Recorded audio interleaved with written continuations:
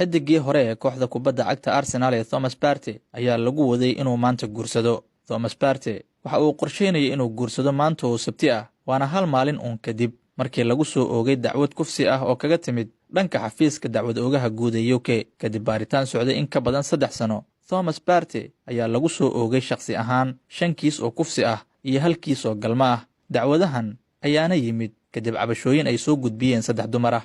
32 sano jirkan ayaa lagu eedeeyay inuu ka adeegtay 3 dumar ah intii u dhaxaysay sanadihii 2021 ilaa 2022. war-saxaafadeed ka soo baxay xafiiska dacwad oogaha guud ee UK ayaa yimid 4 maalmood uun kadib markii uu soo dhammaaday qandaraaskii uu Partey kula jiray kooxda Arsenal, isla markaana uu si rasmi ah uga tagay naadiga kadib wadaxaajood fashilmay oo la xiriiray heshiis kordhin cusub. Xidigga reer Gaana ee Partey ayaa ka soo muuqan doona maxkamadda Westminster Magistrates Court ee magaalada London marka ay taariikhdu tahay 5 bisha Agoosto ee 2025. Markii ugu horeysay bishii Julaay ee 2022 ayaa xabsiga loo taxaabay Thomas Partey. Waa la xiray oo su'aalo waxa weydiiyay booliska, waxaana damaanad lagu sii daayay 7 jeer. Intaasna weli waxa uu ka tirsanaa oo uu u ciyaarayay kooxda kubadda cagta Arsenal, sida uu warinayo wargeyska The Athletic. Dhinaca kale, bayaan ka soo baxay qareennada u doodaya Partey ayaa u dhignaa: Thomas waa uu beeninayaa dhammaan eedeymaha loo haysto. Wuxuu si buuxda ula shaqeeyay booliska iyo xafiiska dacwad oogaha guud ee UK intii uu socday baaritaankooda 3 sano ah.